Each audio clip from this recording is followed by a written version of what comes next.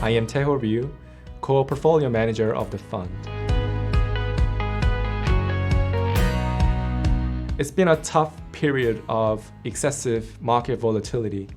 Economic activity and investment sentiment around the world have been severely hit by the COVID-19 pandemic and has been exacerbated by the slump in oil prices.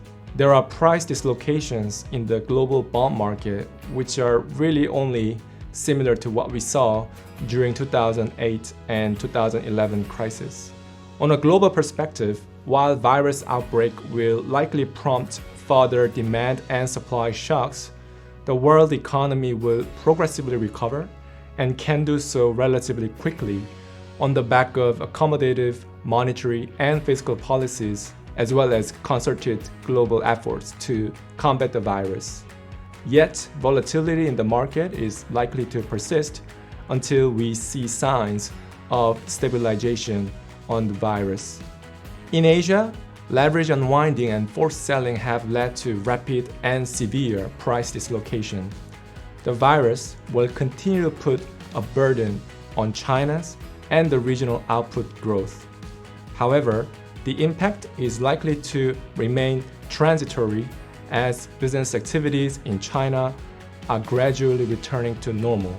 China has the willingness and ability to respond via monetary and fiscal stimulus, in our opinion. We expect the authorities will announce more easing measures from time to time in order to maintain social and economic stability, and China may be the first country to recover in the region.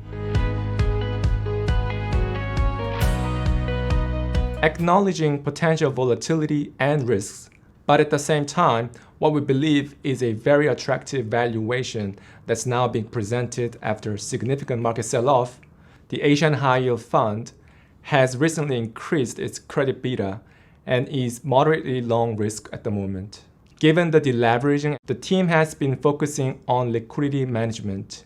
The strong relationship between our team and key counterparties in the market is also critical to generating the required liquidity under the current market conditions. Credit spreads of Asia high yield market has widened out the most since 2011.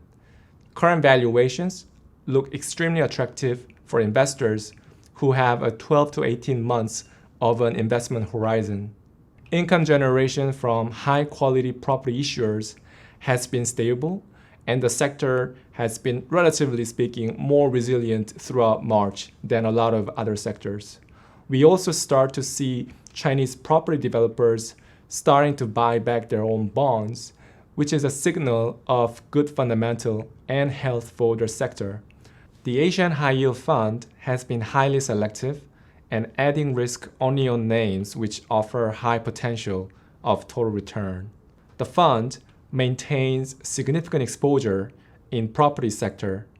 Near-term property sales are likely to be impacted by the coronavirus, but the housing demand is likely to see a pickup in the longer term.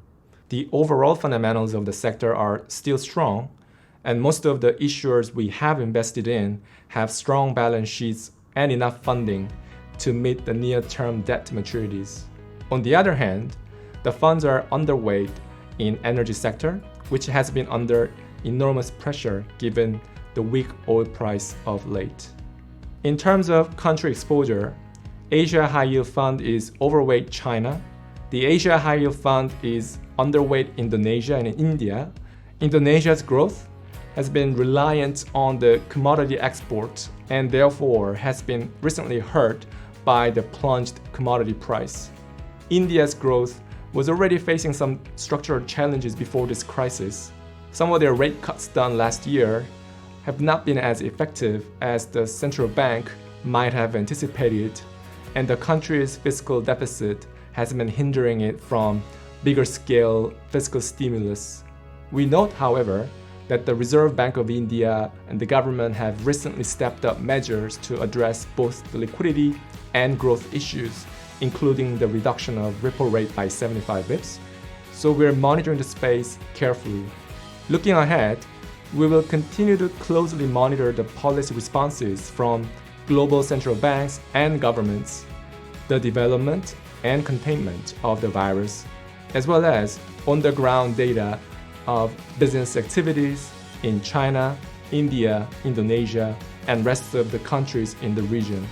We believe our bottom-up credit selection and strong focus on liquidity are particularly important at this challenging period and will create value to investors who can see through the volatility with us. 投资一定有风险，基金投资有赚有赔，申购前应详阅公开说明书或投资人须知。